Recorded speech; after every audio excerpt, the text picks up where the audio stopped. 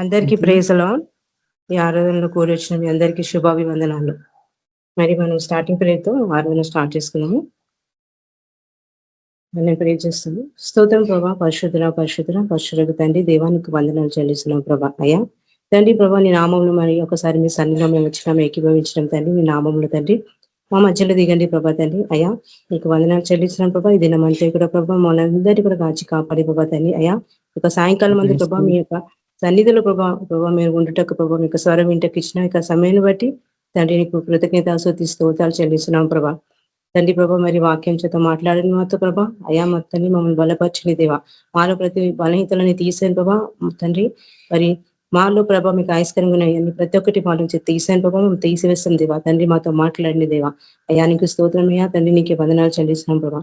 దేవా మరి వచ్చిన ప్రతి వారిని కూడా ఆశీర్వదించండి దేవా ప్రభా. రాని వారిని కూడా ప్రభా ఆశీర్వదించండి ప్రభా. మళ్ళీ తండ్రి వాళ్ళు చేస్తున్న సేవల్లో తోడైన నేనా ప్రభా. నా తండ్రి నీకు వందనాలు చెల్లిస్తున్నా ప్రభా. ఈ గ్రూప్ ఉన్న ప్రతి వారిని ప్రభా మీ కృపలో భద్రపరచండి దేవా. యేసు ప్రభానికి స్తోత్రం చెల్లిస్తున్నాం అయ్యా తండ్రి. అయా మేము ఉన్నామంటే నీకు కృపని దయా ప్రభా తండ్రి. అయా నీకు స్తోత్రం చెల్లిస్తున్నాం ప్రభా తండ్రి.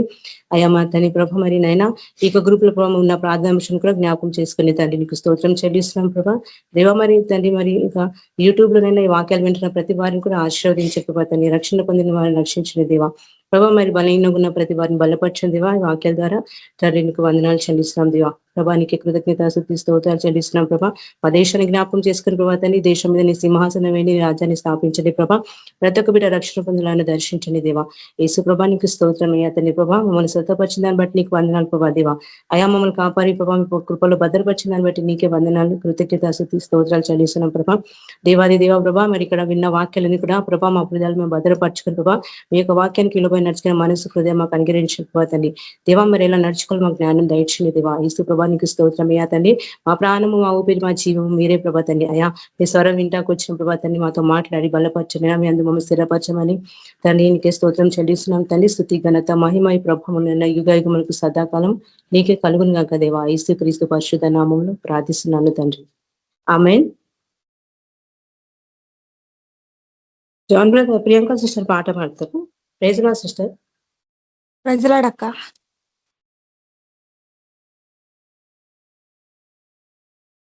అప్పగింపబడిన రాత్రి చెప్పసాగే శిష్యులతో, అప్పగింపబడిన రాత్రి చెప్పసాగే శిష్యులతో, చెప్పరాని దుఃఖముతో తప్పదు నాకీ మరణమా నేను, చెప్పరాని దుఃఖముతో తప్పదు నాకీ మరణమా నేను, అప్పగింపబడిన రాత్రి చెప్పసాగే శిష్యులతో, రొట్టె విరచి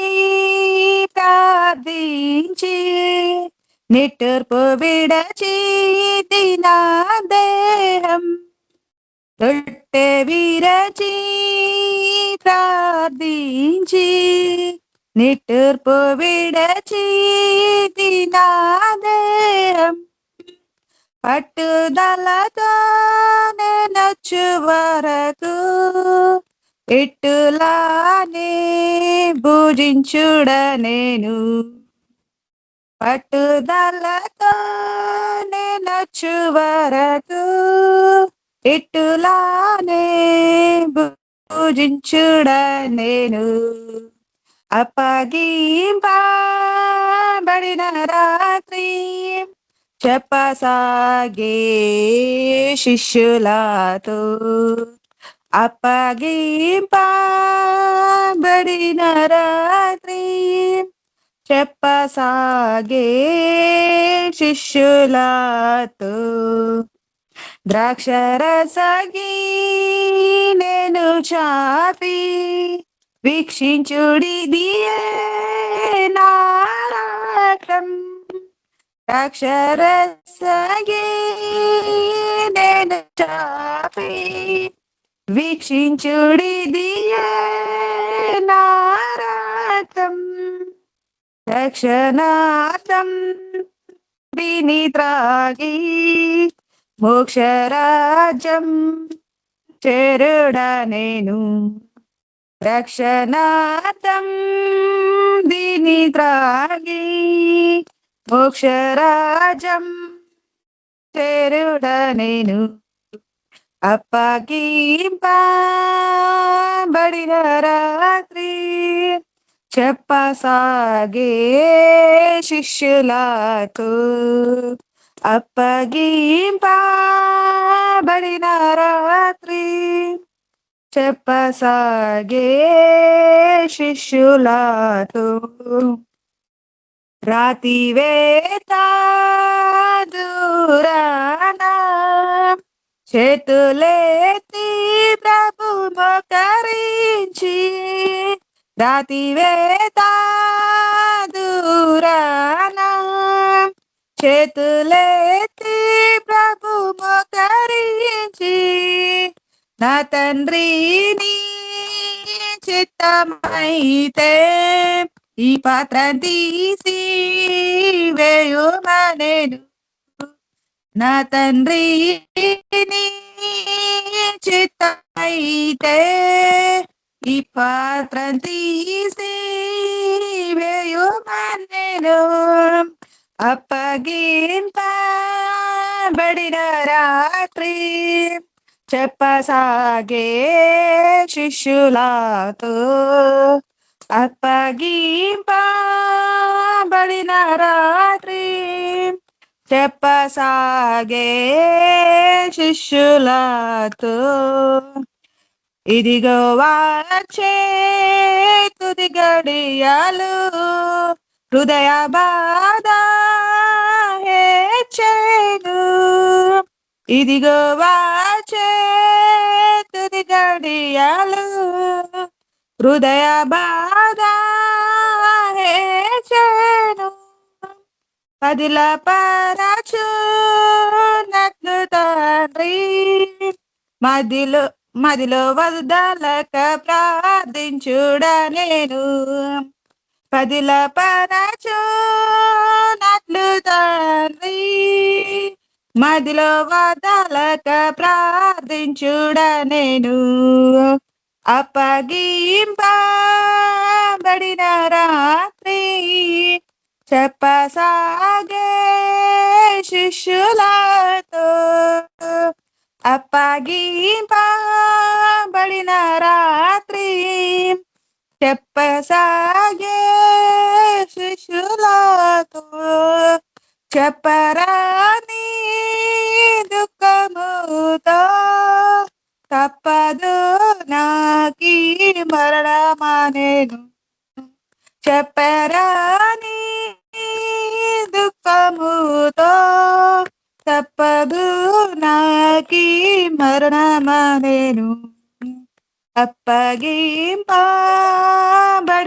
రాత్రి చెప్పసాగే శిష్యులతో ప్రైజ్లాడక్క.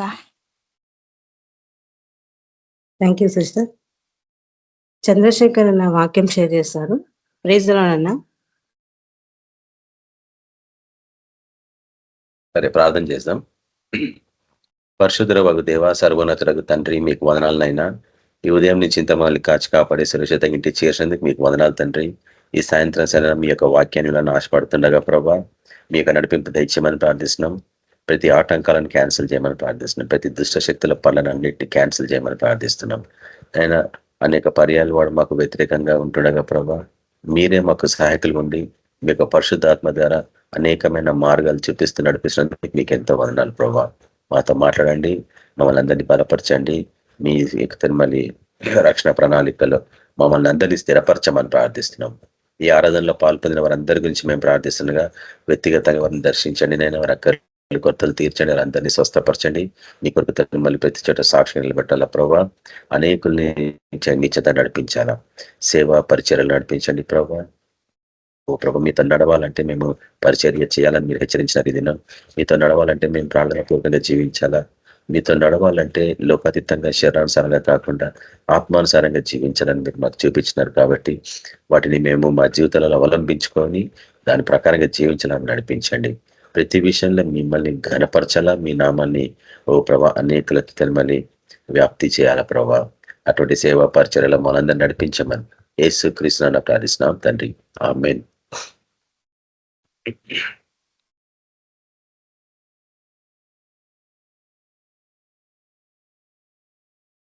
నా- నాది కెమెరా కొంచెం దూరం పెట్టుకున్నా, బాగా దగ్గరికి అనిపిస్తుంది.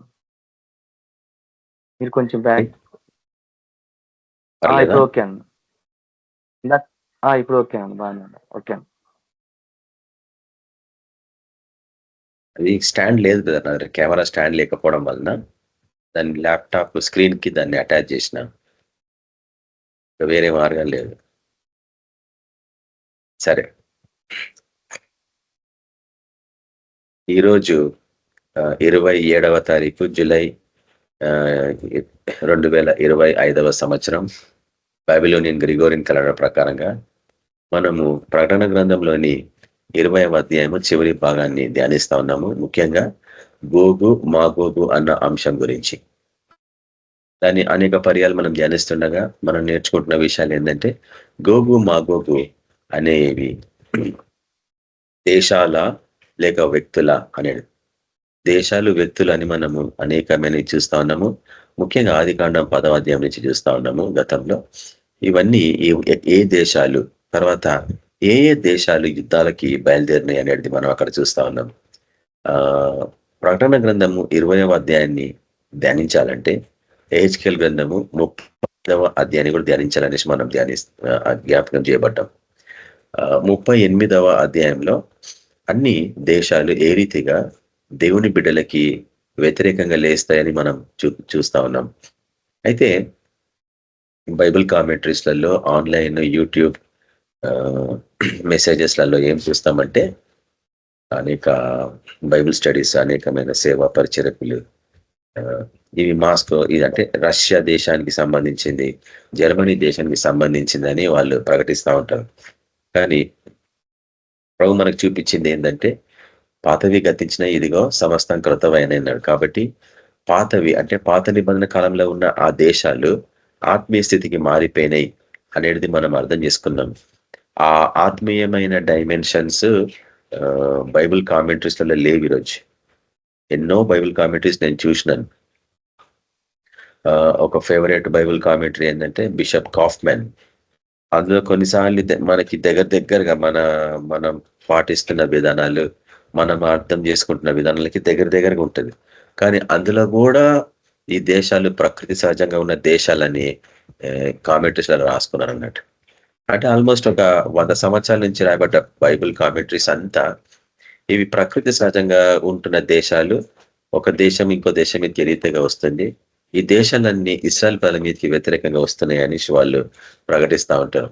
ఎందుకు అంటే పాత నిబంధన కాలపు పుస్తకాలు చూసినప్పుడు, దిన వృత్తాంతంలే కానీ ఇవన్నీ చూసినప్పుడు అక్కడ మనం చూస్తాం. అదే రీతిగా యోనా గ్రంథం వరకు వచ్చేటప్పటికి, ముఖ్యంగా ఇర్మియా గ్రంథం ధ్యానించినప్పుడు ఈ దేశాలన్నీ ఇస్రాయల్ ప్రజల మీదకి ఏ రీతిగా దండెత్తొచ్చినాయని అతను ప్రవచించినట్టు మనం చూస్తాం. ఏ రీతిగా దేవుని బిడ్డల్ని వాళ్ళు నిర్మూలించడానికి ప్రయత్నిస్తుండగా దేవుడు ఏ రీతిగా ఆ దేశాన్ని కాపాడుతా ఉన్నారని వాళ్ళు ప్రకటిస్తూ ఉంటారు. కానీ మనం దీన్ని అర్థం చేసుకున్నాం ఏంటంటే, ఇవన్నీ ఆత్మీయమైనవి. అది నేను ఈరోజు మీకు చూపించాలని ఆశపడుతున్నాను. అయితే ఒకసారి చూడండి, నేను షేర్ చేయడానికి ప్రయత్నిస్తా.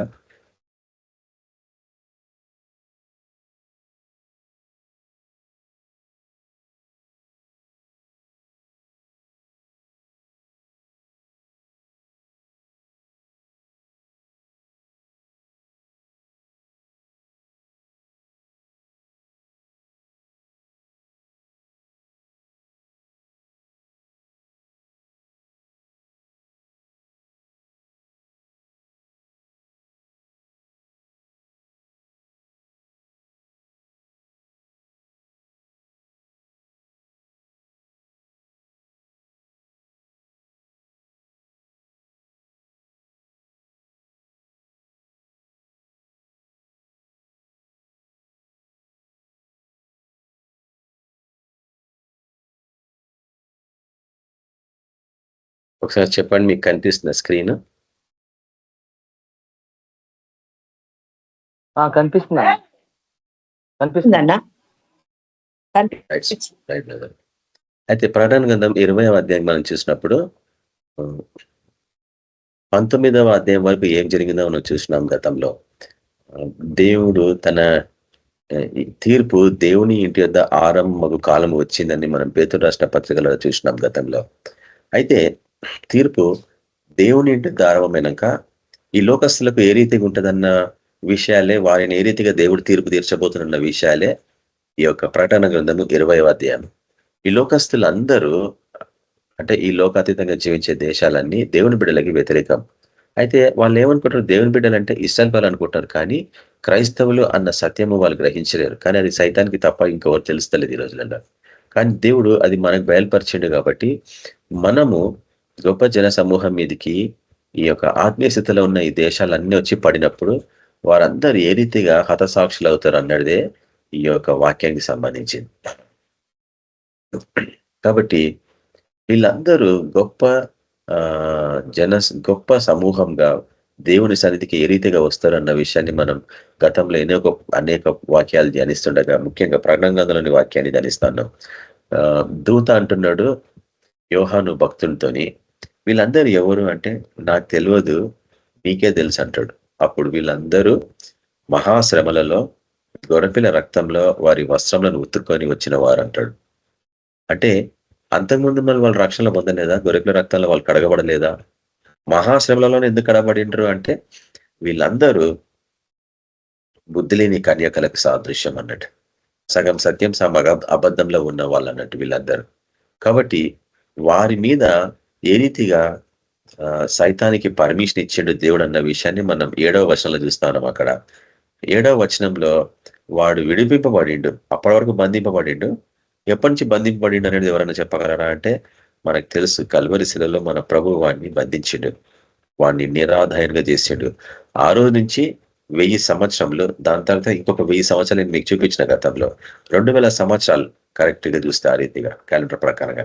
కానీ మనకు తెలుసు క్యాలెండర్స్ అన్ని తారుమారైనాయి అనేది. మనం ఈ క్యాలెండర్స్ ని పాటించాం, ఎందుకంటే ఈ క్యాలెండర్ బబులోన్ క్యాలెండర్. మనం పాటించాల్సింది ప్రభు క్యాలెండర్. అది మనము ఆది కాండంలో మనం చూస్తాము, నిర్గమకాండం 12వ అధ్యాయంలో మనం చూస్తాము. దేవుడు మనకి బైబిల్ క్యాలెండర్ వేరేది ఇచ్చిండు, కానీ ఆ బైబిల్ క్యాలెండర్ వాళ్ళు ఇశ్రాయేలు మర్చిపోయి బబులోనులో చెరగొని పోయినప్పుడు అక్కడి నుంచి నేర్చుకొచ్చిన క్యాలెండర్స్ ఇవన్నీ ఇప్పుడు. కాబట్టి ప్రవచనాలు బబులోను క్యాలెండర్ ప్రకారంగా నెరవేరవు, అందుకు అందరూ ఫెయిల్ అవుతా ఉంటారు అన్నట్టు. మనకు తెలుసు క్యాలెండర్స్ తారుమారైనాయి, ఎందుకంటే దేవుడు కాలంలో సమయంలో తన ఆధీనంలో పెట్టుకున్నాడు. కాబట్టి తన బిడలకి వాటిని బయలుపరుస్తాడు, ఈ లోకస్లకు చూపించాడు. ఎందుకంటే మనం రక్షింపబడ్డ వరమైన రక్తంలో కడగబడి ఆయన కొరకు నాజీరు చేయబడి ఆయన కొరకు ప్రత్యేకంగా జీవిస్తున్నాం కాబట్టి అవి మనకే చూపిస్తాడు. అది మనం చేసుకున్న గొప్పతనం కానే కాదు. మనల్ని ఎందుకు అంతగా ప్రేమించిందంటే అది ఆయన ఇష్టం. మనం ఏ రూపకంగా స్పెషల్ కానే కాదు, మనంతటి మనం ఆ స్పెషాలిటీ పొందుకోలేదు, అది ఆయన ఇచ్చింది మనకి. రూపా అనేది ఆయన ఇచ్చేదే కదా.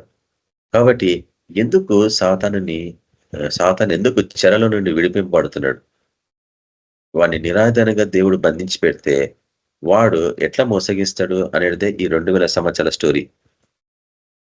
8వ వచనంలో మనం చూస్తున్నాము, భూమి నలుదిశల యందుండు జనములను లెక్కకు సముద్రపు ఇసుక వలె ఉన్న గోగు మాగోగు అను వారిని మోసపరిచి వారిని యుద్ధంలోకి పోగు చేయటకై వాడు బయలుదేరాడు.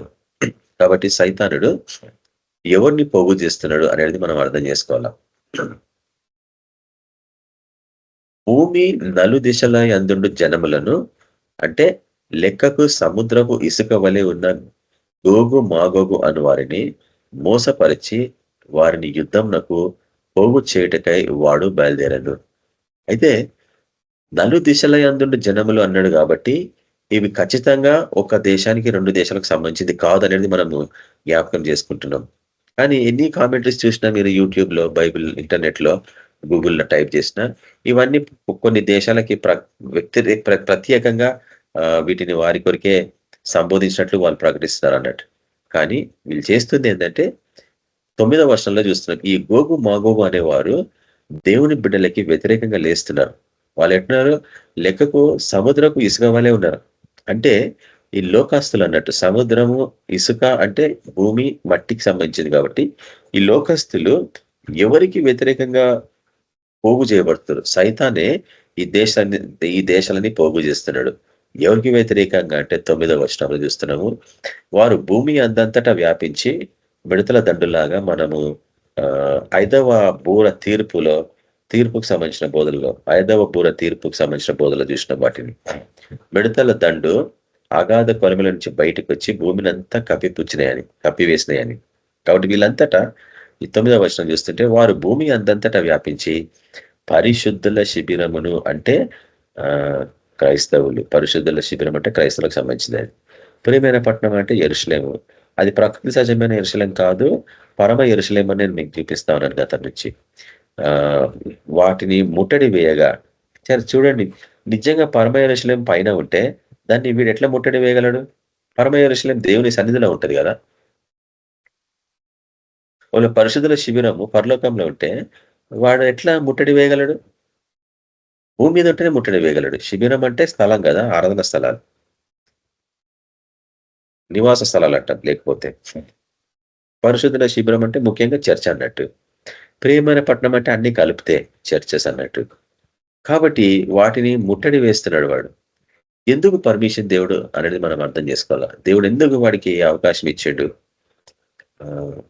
భూమి అంతటా వ్యాపించి అంటే భూమి మీద ఉన్న వీళ్ళు అని అర్థం. ఎవరు చూడడానికి పరిశుద్ధులే, ఏమైనా పట్టణమే, కానీ ప్రపంచం అంతటా విస్తరించారు. పరిశుద్ధ పట్టణము ఇస్రాయల్ దేశంలో ఉంటే భూమి అంతటా ఎట్లా వ్యాపిస్తుంది? గోగు మాగోగు అనేది 2 దేశాలు అయితే, మాగోగు అనేవాడు ఒక ఆధిపత్యం కూడా మనం చూస్తున్నాము. గోగు మాగోగు అనేది 2 దేశాలు అయితే వీళ్ళు లెక్కకు సముద్రం వల్లే భూమి 4 దశలు ఎట్లుంటారు? ఏదో ఒక స్థలంలో ఉండాలి కదా వీళ్ళు. భూమి అందంతటా ఉన్నారని చెప్తుంది అది. తర్వాత పరిశుద్ధుల శిబిరం ఎక్కడుంది? భూమి అందంతటా వ్యాపించిందని ఉంది అక్కడ వాక్యం 9వ వచనంలో. అదే రీతిగా ప్రియమైన పట్టణము భూమి అందంతట ఉంది, ఒక్క స్థలంలో లేదు ఇస్రాయల్ దేశంలో. వాటన్నిటినీ ముట్టడి వేయగా, అంటే ముట్టడి వేసి వాళ్ళని లోపరుచుకోవడం అన్నట్టు. దేవుడు అట్లా పర్మిషన్ ఇచ్చాడు. ఎందుకు అనేది నేను అనేక పర్యాలు మీకు చూపిస్తా ఉన్నాను. ఎప్పుడైతే నువ్వు శరీరానుసారంగా జీవిస్తావో రక్షింపబడి మహాశ్రమలలో నీ శరీరాన్ని నువ్వు కోల్పోవాల్సి వస్తుంది. ఎందుకు అంటే ఆత్మ కాపాడబడాలి కాబట్టి. అది నేను చూపించిన గతంలో అనేక పర్యాలు కొరింథీయులకు రాసిన పత్రికలో. ఆత్మానుసారంగా జీవించేవాడు దాన్ని కాపాడుకుంటాడు, శరీరానుసారంగా జీవించేవాడు ఆ శరీరాన్ని పోగొట్టుకుంటాడు. ఎందుకు పోగొట్టుకుంటాడంటే దేవుని విధానం అది. వాడు అలాగే విడిచిపెడితే వాడి ఆత్మ కూడా పోగొట్టుకుంటాడు అంటాడు కొరింథీయులకు రాసిన పత్రిక 2వ పత్రికలో. కాబట్టి ఆయన శరీరాన్ని నశింపజేసి వారి ఆత్మని కాపాడుతున్నాడు అనేది అక్కడ ఉంది వాక్యం. ఇది వాక్యం దానికి సంబంధించిందే. గొప్ప జన సమూహం ప్రపంచమంతటా విస్తరించి ఏం కాదులే నాకు ధీమాని నమాంతంగా ఎత్తబడతాననేసి ఇష్టానుసారంగా జీవిస్తున్నారు. ఆస్తులు అంతస్తులు సంపాదించుకుంటా, లోకంలో ఉన్న ప్రతి దాన్ని ప్రేమించుకుంటా, ఎలక్ట్రానిక్ గ్యాడ్జెట్సే కానీ, విచిత్రమైన వస్తువులన్నిటిని కానీ, ఆహారాలే కానీ, రకరకాల ఆహారములు, రకరకాల దుస్తులు ధరించుకోవడము, ఆడంబరంగా జీవించడం అయిపోయింది మతపరమైన జీవితం గురించి. ఉపవాసాలుంటూ పస్తులుంటున్న వారు ఎంతోమంది ఉన్నారు. అనాథలు, విధవరాళ్ళు, వృద్ధాప్యంలో ఉన్నవారు. కానీ వీళ్ళు మటుకు గంభీరంగా ఆనందంగా దేవుడు నన్ను సమృద్ధిగా ఆశ్రయించిన తినుకుంటున్నాడు. ఈ రాత్రి నీ ప్రాణము విడిచిపెడితే నీకేం జరుగుతుంది? నా కోట్లలో సమృద్ధిగా ధనాన్ని నింపుకున్నాను, నాకేమి కొద్దువు లేదు అనుకున్న ఒక ధనికుడు పోయి ఈ రాత్రి నీ ప్రాణము నిన్ను విడిచిపెట్టిపోతుంది. అప్పుడు నువ్వేం చేసుకుంటావు నీ కోట్ల ధాన్యాన్ని అంటాడు. కాబట్టి ఈ లోకంలో దేని పట్ల కూడా ఆసక్తిని పెంచుకోవద్దు. మనం ఈ లోకంలో ఎంతకాలం దేవుడు బ్రతికింపజేస్తే సమస్తాన్ని ఆయన మహిమార్థంగానే దాన్ని అప్పగించి మనం ముందుకు పోతా ఉండాలా. అందుకే మనం పాట పాడతాము, ఆస్తులను యెహోవాకు సమర్పించి ఆయన స్తుతించుడని. ఎందుకు? ఇచ్చేవాడు ఆయననే, కానీ అది ఎందుకు ఇస్తాడంటే సేవ పరిచర్యగానే నేను ఎన్నిసార్లు మీకు వాక్యాలను హెచ్చరిస్తూ ఉంటాను. దేవుడిని ఎందుకు ఆశ్రయించి ఐశ్వర్యాన్ని ఇస్తాడంటే సేవ పరిచర్య కొరికే. లేకపోతే నువ్వేమవుతావంటే స్వార్థపరుడు, ధనాపేక్ష కలిగిన వాడు తయారవుతావు అన్నాడు. అట్లయినప్పుడు నువ్వు ఇవన్నీ ఆశీర్వాదాలను పోగొట్టుకుంటావు. ధనాన్ని ప్రేమించేవాడు దేవుని ప్రేమించలేడు. ఎందుకంటే ధనం అంటేనే బెలియాలని చూపించిన నేను మీకు వాక్యం. ఈ లోకము పాటించాల్సింది క్రీస్తుని, కానీ అది బెలియాల్ని పూజిస్తుంది, అంటే ధనాన్ని పూజిస్తుంది. ప్రపంచం అంతటా మనం ధనాన్ని పూజించాం. అది మన వెంట పరిగెత్తుకుంటా వస్తుంది ధనం. ఎందుకంటే మనం ఆయన మహిమార్థంగా దాన్ని ఆయన మహిమ కొరకు వాడుతున్నాం. సేవ పరిచయలో వాడతాం డబ్బులన్నీ. కాబట్టి మనకి సమృద్ధిగా దేవుడు ఇస్తానే ఉంటాడు. ఈ సత్యం అర్థం కాని వాడు డబ్బుల కొరకు బాధపడుతూనే ఉంటాడు జీవితాంతం. అయితే ఎందుకు వీళ్ళని మోసగించాలా? వారిని ఎందుకు మోసపరచాల అపవాది? గొప్ప జన సమూహాన్ని ఎందుకు మోసగించాలా అంటే ఒక వాక్యాన్ని మేము మీకు చూపిస్తాను చూడండి. దశరథ రాసిన పత్రికలో ఎందుకు వాడు మోసగించుటకు పిలువబడిండు.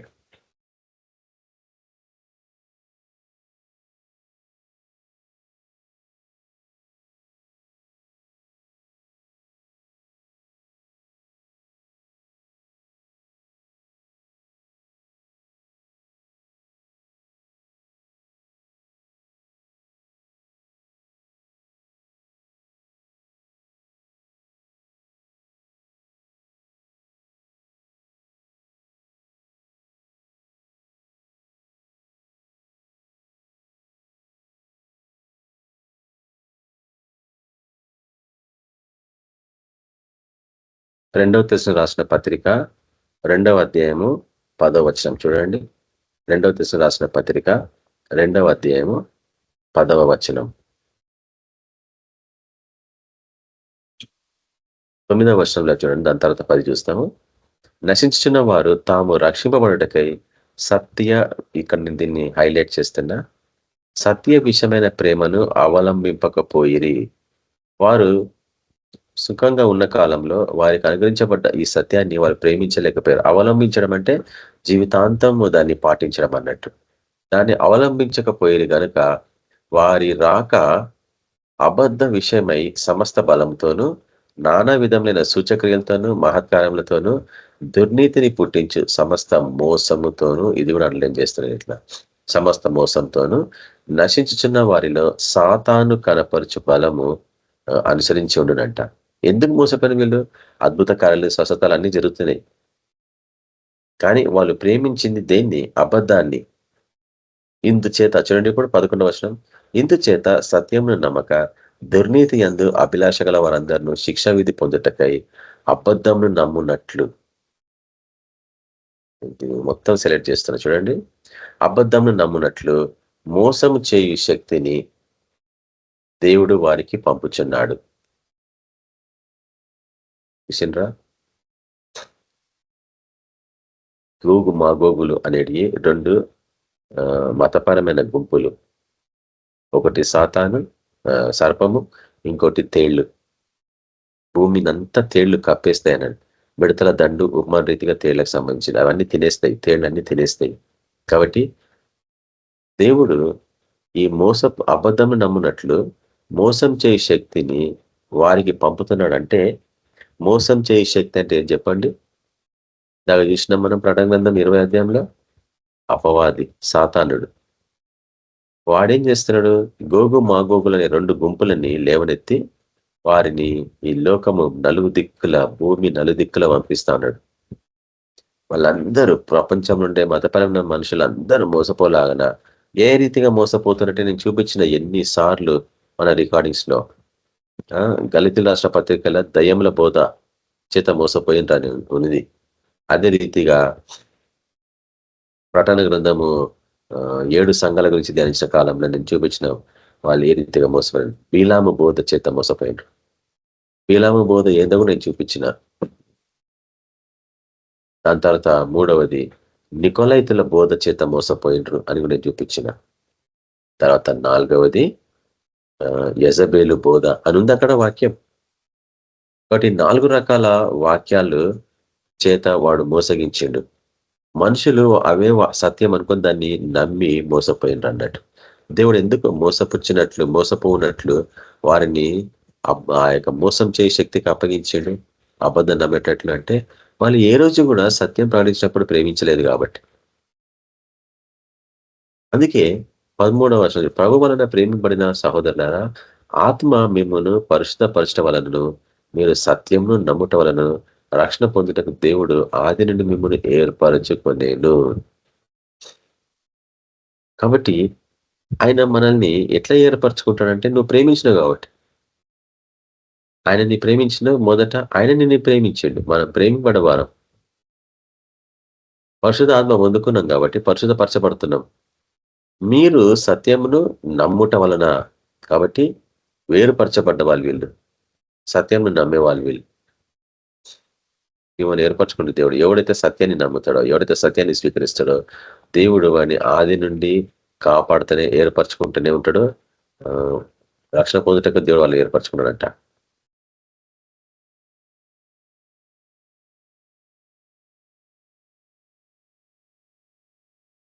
కాబట్టి 14వ వచనం మీరు ఇలాగున అంటే సత్యంని ప్రేమించలాగున రక్షింపబడి మన ప్రభువైన యేసుక్రీస్తు యొక్క మహిమను పొందవలనని ఆయన మా సువార్త వలన మిమ్మల్ని పిలిచెను.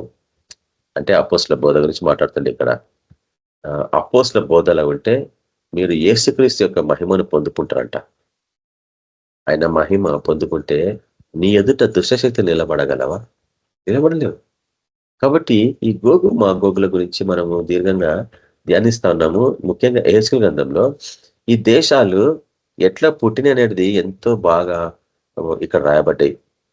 38వ అధ్యాయంలో చూస్తున్నాం. మరియు యెహోవాకు నాకు ప్రత్యక్షమే ఇలాగ సెలవిచ్చాను, నరపుతున మాగోగు దేశపు వాడగు గోగు. అంటే గోగు అనేవాడు ఒక లీడర్. అయితే ఏ దేశానికి అంటే మాగోగు దేశానికి. మాగోగు దేశం అనగా ఏంది అంటే రోషునకును మెషకునకును తూబాలునకును అధిపతివైన వాడు వీడు. అంటే ఈ గోగు అనేవాడు ఎన్ని దేశాలకి అధిపతి అంటే మాగోగు అనే దేశము, తర్వాత రోష్ అనే దేశము, మెషక్ అనే దేశము, తూబాల్ అనే దేశం. ఇవన్నీ ఎక్కడికి వెళ్ళి పుట్టినాయి అంటే ఒక బైబిల్ హిస్టరీలో నేను చూస్తా ఉన్నాను. అది మీకు ఓపెన్ చేసి చూపిస్తా ఇప్పుడు నేను.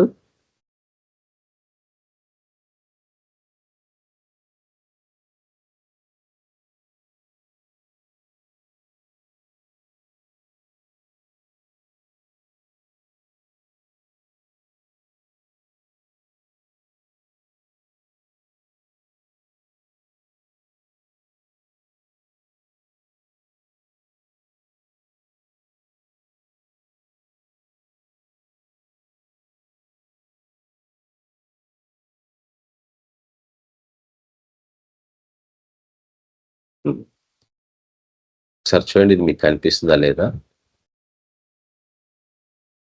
పలు రకాల దేశాల గురించి ఇక్కడ ఒక టేబుల్ ఉంది. అయితే వీళ్ళందరూ ఎవరు అంటే నోవాహు యొక్క సంతానం అని ఉంది ఇక్కడ. చూడండి, నోవాహు యొక్క సంతానం ఎవరు వాళ్ళంటే షేము, హాము, యాపెతులు. అయితే షేము సంతానం కింద ఉంది ఇక్కడ, హాము సంతానం మధ్యలో ఉంది, యాపెతు సంతానం చివరికి ఉంది. యాపెతు సంతానం చూద్దాం ఫస్ట్, తర్వాత హాము షేము సంతానాలకు వస్తాము. యాపేతు అంటే ఇక్కడ యాపేతు అంటే ఎవరంటే ఆర్యన్లు అని ఉంది ఇక్కడ. ఆర్యన్ రేస్ అని ఉంది ఇంగ్లీష్ లో. అంటే ఆర్యులు అంటాం. ఆర్యులు అనగానే ఇండియా కూడా గుర్తుకొస్తుంది కదా. చాలా మంది తెలియదు ఆర్యులు అంటే యాపేతు సంతానం అని. షేము అంటే ఆసియా ఖండానికి సంబంధించిన వాళ్ళు. హాము అంటే ఆఫ్రికా ఖండానికి సంబంధించిన వాళ్ళు. యాపేతు అంటే యూరప్ ఖండానికి సంబంధించిన వాళ్ళు. అంటే యూరప్ ఖండానికి సంబంధించిన వాళ్ళని ఆర్యన్లు అంటారు, ఆర్యులు అంటాం. అయితే ఈ ఆర్యులు మళ్ళీ ఇండియాలో ఎట్లా వచ్చి కూర్చున్నారు? ఉత్తర దిక్కులో ఉండే ప్రజలందరూ ఆర్యులు అంటారు. దక్షిణ భాగంలో ఉండే వాళ్ళని ద్రవిడులు అంటారు మన దేశంలో ముఖ్యంగా. అయితే కానీ యూరప్ లో ఉండేవారిని ఆరియన్స్ అనేటోళ్ళు ఆ రోజులల్లో. యాపెతు సంతానం ఇక్కడ చూడండి. యాపెతు సంతానం ఇక్కడ మాగోగు ఉందా?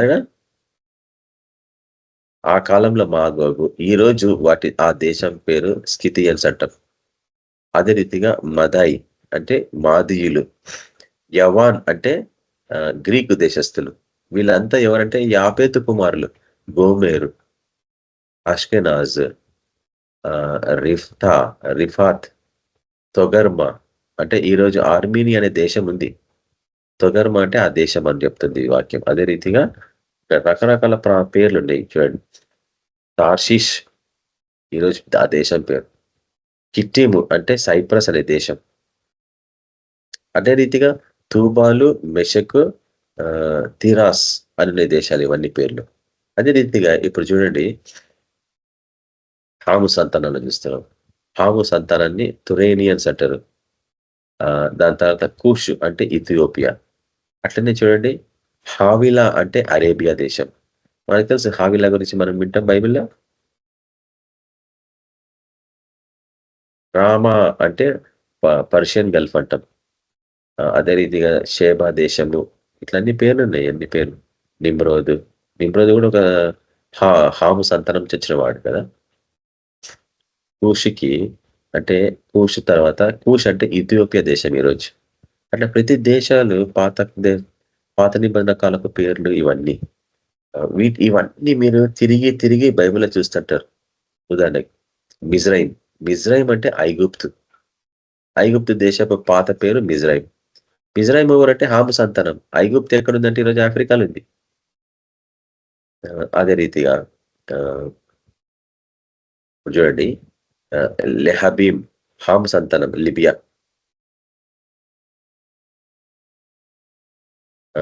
కస్లు హైట్స్ అంటే ఫిలిస్తియా. కప్తోరీయులు అంటే క్రీటు ద్వీపానికి సంబంధించిన వాళ్ళు ఫిలిస్తీన్లు. తర్వాత ఫుట్ అంటే మళ్ళా లిబియా పేరు. తర్వాత కనాన్ ఇప్పుడైతే లేదు, కనానీయులందరినీ నిర్మూలించిండ్రు. తర్వాత సీదోనులు, హిత్తీయులు, యబుసీయులు, అమోరీయులు, గిర్గషీయులు, హివ్వీయులు, అర్కీయులు. ఇవన్నీ మీరు ఎక్కడ చూస్తారు? వీళ్ళందరూ ఇశ్రాయేలుకి వ్యతిరేకంగా వచ్చారు కదా. హిత్తీయులు, సీదోనీయులు, యెజబెలు సీదోను దేశపు రాజు కుమార్తె కదా. ఊహించుకోండి సీదోను. హిత్తీయులు అంటే దావీదు బత్షెబాని పెళ్లి చేసుకుంటాడు, ఆమె హిత్తీయురాలు. అంటే హాము సంతతి నుంచి వచ్చిన స్త్రీ కాబట్టి హిత్తీయులు, యెబూసీయులు, అమోరీయులు, గిర్గషీయులు, హివ్వీయులు వీళ్ళందరూ ఇశ్రాయేలుకి వ్యతిరేకం. అంటే హాము సంతానము ఎప్పుడు షేముయులకి ఇక్కడ ఉంటుంది. షేము అంటే పెద్ద కుమారుని సంతానానికి వ్యతిరేకం. ఇశ్రాయేలు షేము సంతానం వచ్చిన వారు. ఇండియా కూడా షేము సంతానం వచ్చిందే. కానీ ఇప్పుడు బాగా అర్థం చేసుకోవాల్సింది ఏంటంటే ఇక్కడికి వస్తున్నాం మనము ఈ ఐరోపా ఖండము ఇశ్రాయేలుకి వ్యతిరేకంగా ఉంది అంటున్నారు ఈ వాక్యం ప్రకారం. ఎందుకంటే వాగోగు, మదాయి ఇవాళంతా తూరు మన ఇందాక చూసిన మా పేర్లు తూబాలు, మెషకు ఇవన్నీ ఈ దేశాలు ఇశ్రాయేలు మీదకి వ్యతిరేకంగా లేచొస్తున్నాయి. అదే రీతిగా ఒకేసారి ఈ హాము సంతానం కూడా ఇశ్రాయేలు మీదకి వ్యతిరేకంగా వస్తుంది. ఈ బైబిల్ స్టడీస్ లో ఈ రీతిగా చూపిస్తున్నారు. కానీ మనం గతంలో వీటన్నిటిని చూసినాము. యాక్చువల్గా బైబిల్ స్టడీ ఉంటే మటుకు మనం బహుదీర్ఘంగా వీటన్నిటిని చూపించగలం, కానీ ఆన్లైన్ వీటన్నిటిని చూపించడం కొంచెం కష్టమే అవుతుంది అన్నట్టు. కాబట్టి ఇప్పుడు మీకు అర్థమవుతుంది హాము సంతానం అంతా ఇశ్రాయేలుకి వ్యతిరేకం. ఎందుకంటే హాము సంతానము శారీరకమైన సంతానము, ఎక్కువ పాపపూరితమైన జీవితం జీవించిన సంతానాలు ఇవన్నీ. నిమ్రోద్ తన సొంత తల్లిని వివాహం చేసుకున్నట్టు మనం చూస్తాం చరిత్రలో. ఎందుకంటే కనాను విధానం హాము సంతానం ఎట్లా వచ్చిందంటే అక్కడి నుంచే బయటకు వచ్చింది. అదే విధానంగా బయటకు వచ్చింది అన్నట్టు. రూబేను జీవితం నుంచి నేర్చుకుంటాం మనం. రూబేను అట్లనే జీవించాడు, హాము కూడా అట్లనే జీవించాడు. రూబేన్కి హాముకి చాలా సంబంధం ఉంటుంది. నేను 2 సంవత్సరాల నుంచి ఎవరు చూపించండి జవాబు ఈరోజు ఇచ్చేసిన నేను మీకు. కాబట్టి రూబేను హాము ఒకటే పాపపు జీవితం జీవించిన వాళ్ళు. అందుకు రూబేను కూడా శపితమైన వాడు, తన జ్యేష్ఠత్వాన్ని పోగొట్టుకున్నాడని చూపించడం. కానీ వాటికి సంబంధించిన ఆత్మీయ సత్యాలు, రూబేను అంటే ఆత్మీయ సత్యాన్ని నేను గతంలో చూపించిన కొన్నిసార్లు మీకు. 12 గోత్రికులు ఆత్మీయంగా మారిపోయినాయి. శారీరకంగా ఉన్న ఆ గోత్రికులు ఆత్మీయంగా మారిపోయారు. ఈరోజు వాళ్ళే 144,000 మంది. కానీ బైబిల్ కామెంటరీస్లలో ఇంకా శారీరకంగా ఉన్న ఇశ్రాయేలుని దేవుడు స్పెషల్ గా రక్షించుకుంటాడు అని వాళ్ళు ప్రకటన గ్రంథం 7వ అధ్యాయాన్ని చూపిస్తూ ఉంటారు. కానీ 7వ అధ్యాయంలో అన్ని క్రైస్తవులకు సంబంధించిన, అంటే యేసుక్రీస్తుని సొంత రక్షణగా స్వీకరించిన ఆయన కొరకు సంపూర్ణంగా ప్రత్యేకంగా జీవిస్తున్న 1,44,000 మందికి సంబంధించిన బోధ అది. అది ఎక్కడ తెలుసుకుంటామంటే ఆ 12 గోత్రాల తర్వాత చివరికి చూపిస్తారు వీళ్ళందరూ ఎవరంటే వీళ్ళందరూ అనింద్యులు, వీరి నోట ఎటువంటి అబద్ధం లేదు అని అక్కడ చెప్పబడుతుంది. అప్పుడు తెలుసుకుంటాము వీళ్ళు క్రైస్తవులని. అంతవరకు ఈ లోకస్తులు ఎవరు తెలుసుకోరు, క్రైస్తవులు అసలే తెలుసుకోరు. అది నువ్వు నేను చూపిస్తే గాని. కాబట్టి ఈ దేశాలు అన్నీ ఏ రీతిగా గతంలో ఇస్రాయల్ దేశాల మీద పడ్డాయి. కానీ భవిష్యత్తులో అంటే ఈరోజు ఇస్రాయేల్ ఆత్మీయంగా మారిందని నేను చూపించిన. కాబట్టి ఆత్మీయమైన ఇస్రాయల్ మీద పడతారు ఈ దేశస్తులందరూ. ఎవరంటే ఈ దేశస్తులందరూ అనంటే ఫలాని దేశమని గాక ప్రపంచం అంతటా నుండి 4 దశల నుంచి సర్పములు, తేళ్లు గొప్ప జన సమూహం మీద పడితే అది సీక్రెట్. అది 2008 నుంచి నేను చూపిస్తున్నా. ఇవన్నీ పాతవి గతించి సమస్త కృతమైనవి. అయితే ఇక్కడ యాపేతు సంతానము ఆర్యుల సంతానం అని ఇక్కడ రాయబడింది. ఆర్యన్ రేస్ అని ఉంది ఇంగ్లీష్ లో. నేను ఇది చెప్పేసి వాక్యాన్ని క్లోజ్ చేస్తే రోజుకి ఈ ఆర్యులు లేక ఆర్యన్ తెగకి సంబంధించిన వాళ్ళు అని చెప్తాం. అయితే ఇండియాలో ఆర్యులు ఎట్లొచ్చిండ్రు? అసలు ఇండియన్స్ అంటే షేమియులు కదా, భారతీయులు అంటే షేమియులు. ఆసియాఖండము, షేమ అంటే ఆసియాఖండం. ఇండియా ఆసియాఖండం ఉంటే ఈ ఆర్యన్లు మన దేశంలో వచ్చి వాళ్ళు స్థావరాలు స్థాపించుకున్నారు. యూరోప్ అంటే యాపేతు గోత్రం అంటే యూరోప్ సంబంధించింది. గోమేరు అంటే రష్యా జర్మనీ. ఇట్లా అన్ని పేర్లున్నాయి ఇక్కడ. గోమేరు అంటే జర్మనీ అని, అట్లనే మాగోగ్ అంటే స్కిథియన్స్ అని, అంటే ఎక్కడంటే రష్యా ప్రాంతంలో ఇవన్నీ ఉన్నాయి. ఇవన్నీ యూరోపియన్ దేశాలు ఇవి. సైప్రస్ యూరోప్ లో ఉంది. అట్లా తూబాలు యూరోప్ లో ఉంది. మెషక్ అంటే మాస్కో అంటారు ఒక రీతిగా చెప్పాలంటే. ఈ దేశాలన్నీ యూరోప్ లో ఉన్నాయి. కానీ అంటే యూరోపియన్స్ ని ఆరియన్స్ అంటాము. మళ్ళీ వీళ్ళు మన దేశానికి వస్తే ఆర్యులు, ద్రవిడులు అంటారు ఇండియాలో. ఉత్తర దిక్కున ఉన్న వాళ్ళందరినీ ఆర్యన్లు అంటారు. ద్రవిడ దిక్కు అంటే దక్షిణ భాగంలో ఉన్న వాళ్ళందరినీ ద్రవిడియన్స్ అంటాం. అయితే దక్షిణ భాగంలో ఉన్న వారే అసలైన భారతీయులు, ఉత్తర దిక్కున్న వారు అసలైన భారతీయులు కాదనేసి కొంతమంది ఆర్గ్యూ చేస్తూ ఉంటారు.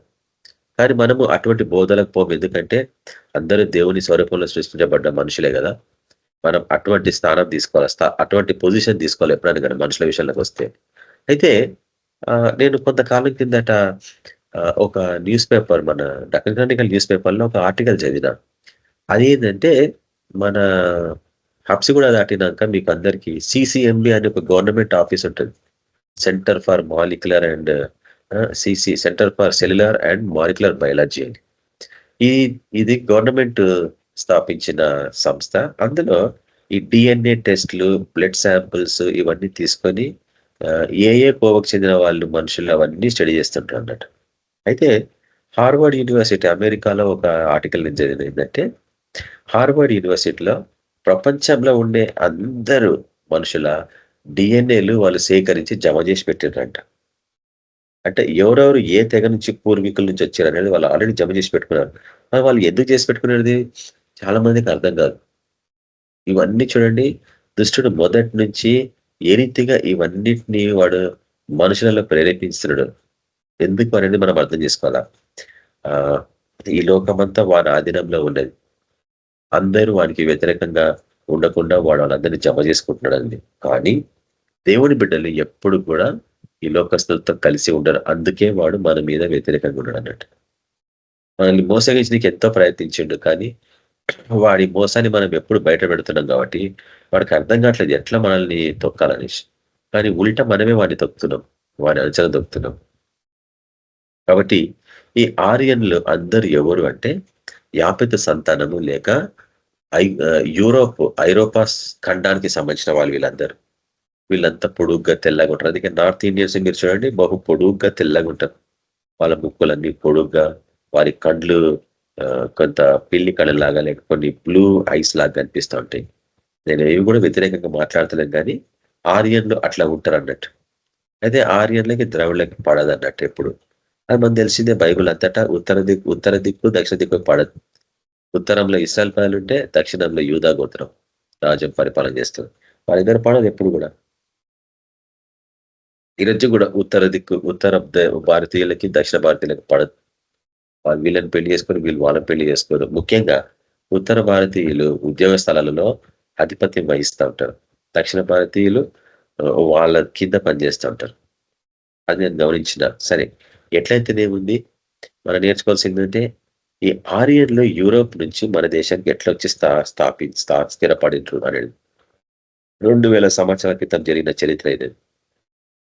యూరోప్ అంతా మరీ ఏమంటారు 2000 సంవత్సరాల క్రితము. అందుకే మనము పౌలు కొరింథీ సంఘానికి, ఎఫెసీ సంఘానికి రాసిన పత్రికలో చూస్తాం. అవన్నీ యూరోప్ ఖండాలే కదా, యూరోప్ దేశాలకు. అప్పుడు వాళ్ళు బహు కఠినంగా ఏమంటాం మృగాలలాగా జీవించేటోళ్ళు అన్నట్టు మనుషులు. వాళ్ళు ఆ రోజులల్లా ఒకరి మీదకొకరు యుద్ధానికి పోవడము, చంపడము, ఒక దేశాలలో చెరబడి వాళ్ళందరినీ స్వాధీనపరచుకొని బహు భయంకరంగా జీవించేవాళ్ళు. అయితే అవి తప్పించుకొని పలు రకాల దేశాలకు వెళ్ళిపోయిన వాళ్ళు వీళ్ళు ఆర్యులు. అట్లా మన దేశానికి చాలా మంది వచ్చి సెటిల్ అయ్యారు అన్నట్టు 2000 సంవత్సరాల క్రితం. అయితే ఇది ఎట్లా ప్రూవ్ చేశారంటే ఈ సిసిఎంబి అనే సంస్థ హబ్సిగూడలో ఉంటుంది. వాళ్ళు ఈ ఆర్యులు అంటే ఉత్తర భారతంలో ఉన్న వారి రక్త శాంపుల్స్ తీసుకొని, దక్షిణ భారతీయుల శాంపుల్స్ తీసుకొని వాళ్ళు హార్వర్డ్ యూనివర్సిటీ అమెరికాకు పంపించారు. ఈ అమెరికా సంస్థ హార్వర్డ్ యూనివర్సిటీ ఏం చేసిందంటే ఈ బ్లడ్ శాంపుల్స్ ని చెక్ చేసి ప్రపంచంలో ఈ బ్లడ్ శాంపుల్స్ ఇంకా ఎవరికన్నా ఉన్నాయా అని డిఎన్ఏ టెస్టింగ్ చేస్తే ఉత్తర భారతీయుల బ్లడ్ ఐరోపా ఖండానికి సంబంధించిన వారి బ్లడ్తో కలిసింది. అంటే జర్మనీ, ఫ్రాన్స్ అటువంటి దేశాల వాళ్ళ బ్లడ్తో కలిసింది. అయితే దక్షిణ భారతంలో ఉన్న ద్రవిడుల బ్లడ్ శాంపుల్స్ ప్రపంచంలో ఎవరితో కలవలేదు అన్నట్టు. ఇది ఒక విధానం కనుక్కున్నారు. సరే, ఇవన్నీ మోసంతో కూడింది. ఎందుకంటే మనుషులని విడదీసే బోధలు ఇవన్నీ, మనుషులను విడదీసే సైన్స్ అన్నట్టు. సైన్స్ దేవుడితో కలపాల మనుషులను, కానీ సైన్స్ దేవుడికి విరుద్ధంగా పడితే అది మోసం అన్నట్టు, అది మ్యాజిక్ అన్నట్టు, లూసిఫర్ నుంచి వచ్చింది అన్నట్టు. కాబట్టి మనం వాటిని నమ్మద్దు. పాతవి గతించిన సంవత్సరం కృతమైన ఏ తెగకు సంబంధిస్తే ఏంది, ఏ దేశస్తులకు సంబంధిస్తే నువ్వు ఆర్యుడు అయితేనే, ద్రవిడు అయితేనే. రక్షింపబడితే అందులో మీ యూదులని గ్రీసు దేశస్తులని భేదమే లేదు. రక్షింపబడ్డు అయితే ఆర్యుడు అని ద్రవిడు అని భేదమే లేదు. అయితే ఆ సిసిఎంబి వాళ్ళు ఒక ముఖ్యంగా వాళ్ళ ఆ స్టడీలో, నేను చదివిన స్టడీ దాంట్లో వాళ్ళు ఏం చేశారంటే ఈ కులము డిఎన్ఏల కులం ఉందా అంటే అలాంటి కులానికి సంబంధించిన డిఎన్ఏ ప్రత్యేకంగా ఉంటుందా? ఉదాహరణకి బ్రాహ్మణుల డిఎన్ఏ, కోమట్ల డిఎన్ఏ ప్రత్యేకంగా ఉంటుందా? బ్రాహ్మణుల కొరకు ఒక స్పెషల్ డిఎన్ఏ, వేరే కులాల వారికి ఒక డిఎన్ఏ ఉంటుందా అని వాళ్ళు టెస్ట్ చేశారు. చేస్తే ఏ కులానికి వర్తించని డిఎన్ఏలు అనేది డిఎన్ఏకి కులానికి ఏ సంబంధం లేదని వాళ్ళు రుజువుపరిచారు. కనీసం అదొకటి మంచి పని చేశారు అన్నట్టు. కులాలుకి రక్తానికి ఏమీ సంబంధం లేదని, డిఎన్ఏ రక్తాలకు సంబంధం ఉంది కానీ కులాలకి లేదని వాళ్ళు రుజువుపరిచారు. కాబట్టి కులము అనేది అదొక మోసకరమైన ప్రపంచం. దాంట్లో చిక్కబడ్డ వారు ఎప్పుడు బయటికి రాలేరు. కాబట్టి కులాన్ని విడిచిపెట్టాల్సిందే మనం. ఎందుకంటే యేసును స్వీకరించినాక కులాన్ని పట్టుకొని ప్రాకులాడితే మటుకు నీకు బహు కష్టమే. ఉదాహరణకి పెళ్లిల విషయంలో చూస్తాం. కులాన్ని పట్టుకొని ప్రాకులాడుతున్నాడు ఒక సేవకుడు. నిన్న దినం సాయంత్రం కలిసి ఉంటారు. ఆయనకి 10 సంవత్సరాల క్రితం చెప్పిన కోమటి కులమే మీది, కానీ కోమటి కులంలో ఉన్నవాడే వస్తేనే నా కూతురికి పెళ్లి చేస్తా అని 10 సంవత్సరాలు లేట్ చేసిండు ఆ పాపకి. ఇప్పుడు 35 ఇయర్స్ ఆ అమ్మాయికి. ఓ రోజు ఆ పాప కలిసింది అన్నాడు ఐఎంసీ అన్న, అన్న బాగున్నారా? నేను ఏ స్టార్ మీరు ఏంటి చాలా కాలం అయిందంటే ఏం చేస్తారంటే ఏవో పెద్ద పెద్ద చదువు చదివింది అమ్మాయి, 35 ఇయర్స్. పెళ్లి చేసుకోలేదు. ఎందుకు అంటే మా నాయన కోమట్ల నుంచి రక్షణ పొందిన వాడు వస్తేనే పెళ్లికి ఇస్తా అంటున్నాడు. కోమట్ల చాలా తక్కువ ఉంటారు రక్షణ పొందిన వాళ్ళు. ఎందుకంటే కోమటోళ్ళు దేవుని స్వీకరించడం చాలా కష్టం. ఎందుకంటే వాళ్ళు చేసేది బిజినెస్లో అంతా మోసం ఉంటుంది. వాడు రక్షణ పొందితే వాడు మోసం చేయొద్దు. కాబట్టి కోమట్లు చాలా తక్కువ రక్షణలోకి వస్తారు. బ్రాహ్మణులైనా రావచ్చేమో కానీ కోమట్లు చాలా తక్కువ ఉంటారు రక్షణకు వచ్చిన వాళ్ళు. మనకి ఏ వ్యత్యాసం లేదు. ఎవరైనా ఒకటే మనకి దేవుని దృష్టిలో అందరినీ దేవుడు తయారు చేసాడు. కానీ కులం మటుకు మనిషి తయారు చేసుకున్నాడు. అది దుష్టుని ప్రేరేపణ. సైతాను మనుషులు విడగొట్టేవాడు కాబట్టి కులం పేరట మనుషులందరినీ విడగొట్టిండు. కానీ రక్షింపబడ్డ వాడికి కులం లేదు.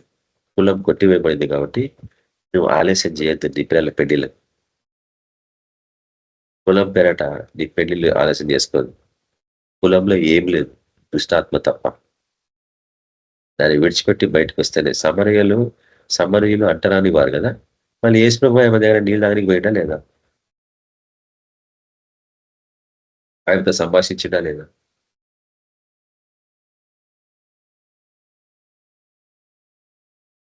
పౌలు అంటరాని వాళ్ళ దగ్గర పోయి తిన్నాడా లేదా అన్న? ఇవన్నీ మనం జాగ్రత్తగా పరిశీలించాలి. ఎందుకంటే బైబిల్లో ఎప్పుడో 2000 సంవత్సరాల క్రితం ఉంది. మన దేశంలో ఈ మధ్య కనిపిస్తున్నాయి అంతే తేడా. కాబట్టి వాడు ఏ తెగకి సంబంధించిన వాడు కానీ, ఏ దేశానికి సంబంధించిన వాడు కానీ, అందరూ దేవుని స్వరూపంలో సృజించబడ్డ మానవులే. కాబట్టి మనం ఎవరిని ద్వేషించడానికి వీల్లేదు. ఈ పొరుగు వాడిని ప్రేమించమన్నాడు. కాబట్టి ఆ స్థితిని మనం అర్థం చేసుకోవాలి. ఇవి ఎందుకు వ్యత్యాసాలు వచ్చినాయి బాగా అర్థం చేసుకోండి. హాము సంతతి ఎప్పుడు షేము సంతతికి, యాపిత సంపతికి విరోధం. ఎందుకంటే హాము జీవన విధానము బహుశపితమైన జీవన విధానం. కొడుకుని శపించక నోవాహు కొడుకు అంటే మనమని శపించిండు కూషిని. కూషి శపితమైన వాడని. చేసింది తప్పు హాము అయితే కూషిని ఎలా శపించిండో. ఎందుకంటే కూషు ఎట్లా పుట్టిండనేది అదొక రహస్యం. మీకు అవకాశం ఉంటే వెతుక్కోండి. మనం ఓపెన్ గా చెప్పలేము. ఎందుకంటే నోవాహు జీవితం, నోవాహు కుటుంబం గురించి తప్పుగా మాట్లాడిన వాళ్ళ మనిషి మనల్ని ముద్రిస్తారు. కానీ మీకు ఇష్టమంటే మీరు వెతుక్కోండి. నేను ఇక్కడికి ఒక వాక్యాన్ని ముగిస్తున్నాను. ఇవన్నీ ఆత్మీయమైపోయినాయి. హాము సంతానము ఆత్మీయమైపోయింది. యాపెతు సంతానం ఆత్మీయమైపోయింది. షేము సంతానం ఆత్మీయమైపోయినాయి. ఇవన్నీ ఆత్మీయ ప్రపంచాలు. ఒక్కొక్క సంతానం ఒక్కొక్క ప్రపంచంలో ఉంది ఈరోజు. అవన్నీ కలిసి ఆత్మలో పోరాడుతున్నాయి. ఇదే ఆత్మీయ పోరాటం. ఈ దేశాలు, హాము దేశాలు, యాపెతు దేశాలు రెండు కలిసిపోయి షేము మీద పడతా ఉంది. ఆత్మీయ స్థితిలో అర్థం చేసుకుంటే హాము సంతానం, యాపెతు సంతానం. హాము సంతానము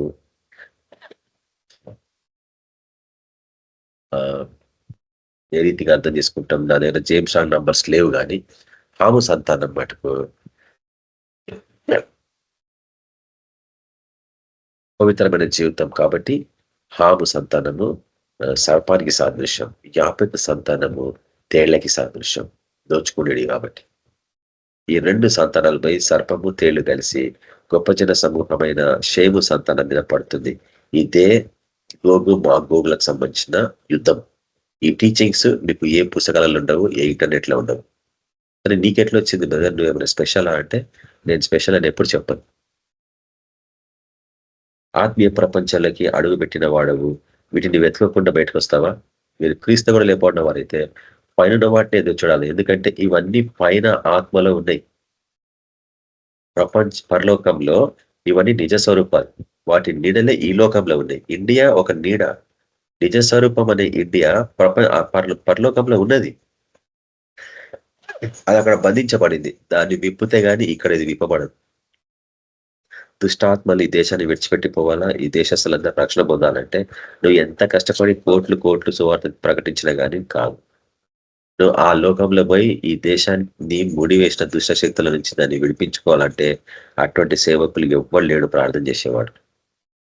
వాళ్ళు నువ్వు చేయగలవా? ఉపవాసంతో అటువంటి శ్రేష్టమైన సేవ ఈ సృష్టిలో ఎవరు చేయలేదు. ఇక మీదట ఎవరు చేయడు. నీకు అనుగ్రహించబడితే నువ్వు చేయగలవా? ఉపవాసాలుండి ఈ దేశాన్ని విడిపించుకోగలవా? దుష్టశక్తుల చేతిలో, ఆకాశ సమూహాల చేతులలో, ప్రధానుల చేతులలో ఈ దేశం చిక్కబడింది. దీన్ని వారి చేతులకి వెళ్ళి విమోచించుకోవాలంటే ఎంతగా ఉపవాస ప్రార్థన చేయాలి మనం. దేవుడు చూపిస్తాడు ఏ రీతిగా విమోచింపబడింది ఈ దేశం. ఎప్పుడైతే అది విమర్శింపబడుతుందో ఆ రోజు నుంచి స్టార్ట్ అవుతుంది గొప్ప జనము దేవుని తీల్చుకోవడం ఈ దేశంలో. అంతవరకు కాదు. మిషనరీలు వాళ్ళ జీవితాలు త్యాగం చేసారు, సేవకులు వాళ్ళ జీవితాలు త్యాగం చేసిండ్రు. కానీ ఈ రోజు కూడా 2% క్రైస్తవులు ఈ దేశంలో. అంటే 100కి ఇద్దరే యేసుని వెంబడించేవారు. కానీ ఈ ముస్లింలు 100కి 14 మంది, 100కి 14 నుంచి 16 మంది. వాళ్ళకి నీకెంత తేడా? తక్కిన వాళ్ళు జైన్ మతస్థులు, ఇస్లాం మన హైందవులు, దాని తర్వాత బహాయి మతస్థులు, బుద్ధిస్టులు, హేతువాదులు అందరు కలుసుకుంటే 60%, 70%. సో ఇవన్నీ ఆత్మీయంగా మారిపోయినాయి. కాబట్టి మన ప్రార్థనతో ఈ యొక్క వాక్యాన్ని ముగించుకుంటున్నాం. వీటన్నిటిని ఆత్మీయ నేతలతో చూడడానికి దేవా నా యొక్క ఆత్మీయ నేతలను పిప్పండి ప్రభా. ప్రకృతి సహజంగా నేను వేటిని కూడా చూడొద్దు ప్రభా, ఎవరిని కూడా నేను శరీరానుసారంగా చూడొద్దు ప్రభా. అటువంటి జీవితం మాకు అనుగ్రహించమని ప్రార్థిస్తున్నాం నాయన. ఈ విన్న వాక్యం ఫలింపజేయండి, కానీ నీరు కట్టి అనేకుల జీవితంలో ఫలం తీసుకున్నామని ప్రార్థిస్తున్నాం. ఈ వాక్యం ప్రభా మేము స్వీకరిస్తున్న విధానం మా జీవితంలో విజయాన్ని అనుగ్రహించండి, సమృద్ధి గల జీవాన్ని అనుగ్రహించండి, మీ అంత సంతోషాన్ని, మీ అంత నిరీక్షణ అనుగ్రహించండి. మా విశ్వాసం అంచలంచల ఎదులాగా సహాయపడండి. ఇది ఆత్మీయ పోరాటం కాబట్టి ప్రభా ఏ రీతిగా దుష్ట శక్తులకి, ప్రధానులకి మేము వ్యతిరేకంగా, లోకనాథులకు వ్యతిరేకంగా, అంధకార శక్తులకు వ్యతిరేకంగా మేము యుద్ధం చేయాలో మా చేతులకు నేర్పండి. మా ప్రార్థన జీవితంలో వాటి మీద వ్యతిరేకంగా మేము యుద్ధం ప్రకటించాలా. అటువంటి సేవా పరిచయంలో వింటున్న వారందరినీ నడిపించి సమృద్ధి గల తనమైన ఆశలు అనుగ్రహించండి, స్వస్థతలు దయచేసి దీర్ఘాయుచిత తృప్తి పరిచి మీ మహిమాదారులు పెట్టుకోవాలి. ఇది అనుగ్రహించండి, వేకులు విశ్వసించి బిడ్డలుగా తయారు చేయమని, రేపటి నుంచి అనేకులకి సువార్త ప్రకటించే సువార్థికులుగా నడిపించమని యేసు క్రీస్తు పరిశుద్ధ నామమున ప్రార్థించుచున్నాం తండ్రి, ఆమేన్. మన ప్రభువైన యేసు క్రీస్తు యొక్క కృప, సమాధానం, నడిపింపు మనందరికీ సదాకాలం తోడైనను గాక.